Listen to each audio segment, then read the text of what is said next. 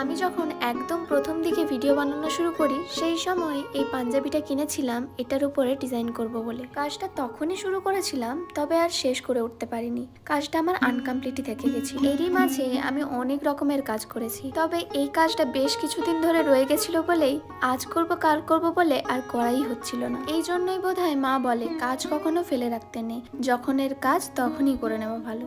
আচ্ছা, তোমরা অনেকেই আমাকে জিজ্ঞেস করো আমি কোন কোম্পানির কালার বা ব্রাশ ইউজ করি। আমি এই কাজগুলো করতে অ্যাক্রিলিক ফেব্রিক কালার ইউজ করি, আর এই ব্রাশগুলো সোনাই বলে একটা ব্র্যান্ড আছে, ওই ব্র্যান্ডেরই ইউজ করি। আমি যেহেতু প্রথমবার পাঞ্জাবির উপর কাজ করছিলাম, তাই প্রথমটা একটু একটু ভয়ই লাগছিল, কিন্তু এই কাজটা এতটাই রিল্যাক্সিং যে এই পুরো কাজটা করতে আমি ভীষণ এনজয় করেছি। এবার আমি ঠিক করেছি একটা শাড়ির উপরেও কলকা ডিজাইন ট্রাই করব। কি বলো তোমরা? আর তোমাদের সবাইকে জানাই শুভ নববর্ষ। তোমাদের এই নতুন বছরটা অনেক ভালো কাটুক, তোমরা সবাই অনেক ভালো থেকো।